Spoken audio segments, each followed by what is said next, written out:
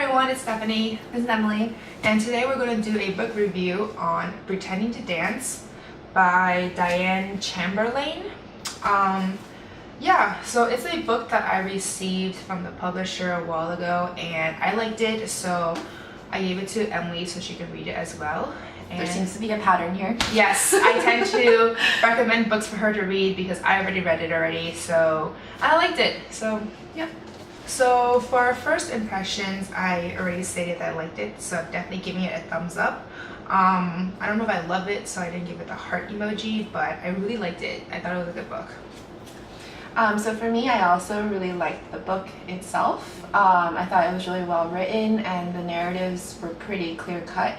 I also felt a little sad towards the end because the story isn't necessarily an extremely happy one, but it definitely had it had a good resolution to it. So yeah. I definitely felt sad, not in terms of like, oh, it was like bad writing or anything like that, but definitely sad in terms of the plot. So that's good news. For this book, we had some questions after reading it. So my particular question was, how did you, Stephanie, feel about the particularly like resolution of the story because of how like, without giving out spoilers, like about how like the dad was as a character, how like the main lead was as a character in terms of both of the two timelines that she was in. Okay, so basically just to give a brief summary of the book, this book follows a lady called Molly, and it's basically two different timelines of her when she was 14, living on this Morrison Ridge, versus when she's currently with her husband trying to set this adoption thing. So you see, like, you follow her as she's 14 years old, her history, her childhood, and you kind of learn like this big secret that she had, that she was hiding from her husband, that she, you know, to this point, I think she's like 30 something years old now, where she didn't feel comfortable sharing with him. She said it was like a terrible secret, and then as you look into her past, it kind of reveals slowly throughout the book what that big secret is. So that's basically the general gist of the story. And as opposed to your question that you just asked me, so the resolution of the story, I feel like, okay, so I thought this big terrible secret was going to be something bigger and more terrible, you know, but like I feel like the author or like the character Molly, she kind of overthought it that much because, like, I don't know, I just feel like it wasn't that big of a deal, you know, like, I mean, it's like I guess it's a big deal, but it wasn't like it's anything her responsibility because she was still a kid.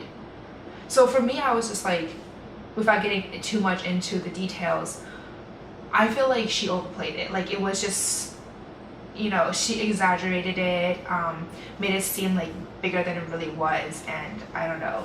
I feel like I was a little disappointed in, like, you know, the revealing of that secret, but the overall like ending I thought was pretty good. Like, it was a good conclusion.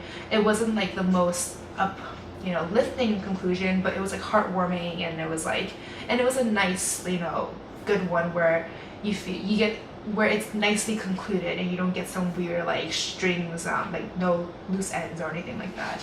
Sure. I definitely agree with you about the ending. I thought it was pretty like roundabout. It answered all my questions. I just ate it great. And then but yeah, for me, I think her approach when she was younger towards this big secret, I thought it was, well, I definitely thought she was a little serving, like the character herself, like as she was younger. I was like, why are you so focused on what you want versus what everyone else wants? Because so as a character, the way she was written, she definitely came off extraordinarily naive, maybe a little too much so for even a 14-year-old. But then again, we have to understand it's like the 1980s or something. Right. So different time. Yeah. Time period. So different time period, different type of 14-year-old. And they're from the South too. Oh, okay. So that also might play a part. Yeah. Yeah. So in terms of her emotions and her outbursts, though, as to how she dealt with when this secret sort of came about, and kind of tore her away from the life she used to have. I actually thought that made a bit of sense because I think in as you know, like at the same time when this big event was happening, something else she had done and she wasn't like necessarily like she felt guilty about doing was happening at the same time. So I think she as a character felt very polarized by what she was doing. Like as a 14-year-old, you're like everyone's had situations when they were younger when your parents tell you to do one thing and you don't do you do exactly the other. But what happens if you were trying to accomplish that, I guess, misdeed when something huge like an accident happens or something like that, like something tragic happens at the same time you're doing that, you would be very guilt-ridden. And I think for her as a character, that was what kind of happened, where she couldn't admit to herself, which wasn't really characterized that well in the book. I thought that was like a lost opportunity by the author. But she felt so guilt-ridden by her choices that night and how much she like lost this chance to really reconcile with everyone, that she instead just chose to push everyone away. So I think that was why like she acted the way she did, and I could really understand that. I think the part that I didn't come to really grasp was what her decisions as an adult later on, where like when she moved so far away from her, she just kept on going. I was just like, really? I was like, are you going to keep on letting your 14-year-old self decide like what you're going to do when you're like 32 or whatever? How old she is. But maybe that's why she wrote this book, is to sort of to figure out that journey. Another thing about her as a kid though, like I mean, I felt like she was, you mentioned that she was very like sheltered and naive. I also think it's because she lived in this really large, like a ridge, you know, like a plantation is basically where she lived, and it was just her family. So she would just bike to her grandparents' place, to her like I guess like biological mother and like whatnot. So she never really had any exposure to people outside of the ridge, which also explains a lot about her like naivete and like her innocence. And in a way I feel like I also thought she was very spoiled because she was like the baby girl, you know. She had like an older cousin that was like 2-3 years older than her, but that was it. That was everyone in that in her age. So like she was definitely the spoiled one of the family. So I feel like that also played a lot into like her personality and her character as she made that decision that night, and as well as, you know, as her grown-up age, so adult version. Basically you're trying to say like her mindset kind of was just there, and so like she always acted like this sort of princess, right, and that sort of like carried on to her adult time. Thanks for that answer. I can accept that. But like in general, I think the story was really good because I knew for sure like what this book was going to be about. Wait, you already kind of knew what the ending was going to be? Like when I first opened the book, I was like, okay, there's a setting, and then there's these characters. But you knew what like the terrible secret was going to be? Like pretty recent. Like, let's talk a little bit about modern day her though. Because like that's also a really interesting segment where like she has to go through the adoption process. And I actually didn't know much about it before reading this book. Like the adoption process itself, like in general. And then how like she dealt with her husband and with like her adoptee. So I'm not too familiar with the adoption process myself, but I do know there's like the open adoption and like the closed adoption. So like I kind of understand her reasoning as to why she wanted to go for a closed adoption, where like, you know, basically you don't have any contact with your biological parents. So I definitely understand her reasoning as to why she decided to go for the closed adoption versus the open adoption. But then I also concede the reason why she, you know, made her decision at the end which the adoption she wanted to go for, because it definitely, like, I can just see there's a lot of reasoning behind it, right? And then I think her husband was like, I liked her husband too. Like, let's just also talk about her husband for a second. Her husband is so supportive of her. Like, for someone who like didn't know her terrible secret, he was so supportive of her, trusted her, and then like they will like actually, I really envy their relationship. They're one of the relationships that actually like talk things through and kind of understand like each side of, you know, where they're coming from and before they make a decision. which I like really appreciate. Right? They're both lawyers though, right?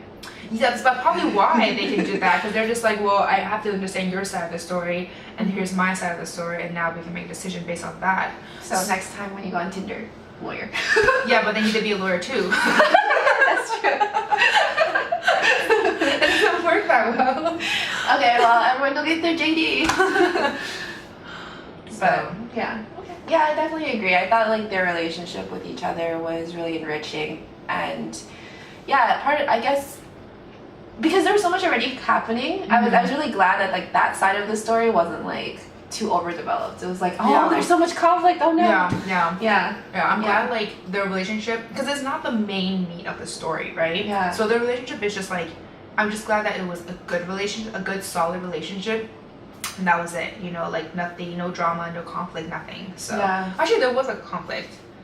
Well, I thought that was pretty realistic. But that was a realistic one. It wasn't like over the top dramatic or anything like that. Yeah, and I thought like they treated it like adults, which is really, I guess, kind of rare among like some of the books I read. Because like I guess everyone seems to deem interesting characters to have to behave like very childlike and appropriate. Yeah. And I guess that's kind of the rock star mentality. But I thought in terms of this book, it carried out well, because they're undergoing a very serious decision, like adopting a child. Right. Like you'd want to have them be somewhat accommodating and understanding and being parent-like, versus like I guess other stories where the main characters are a little more independent, or like have more of their own agendas that is less inhibited by that sort of thing.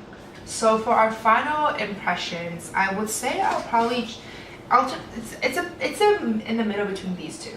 You know, like I really liked it. I don't know if I really loved it as much, but it's kind of a mismatch between the two.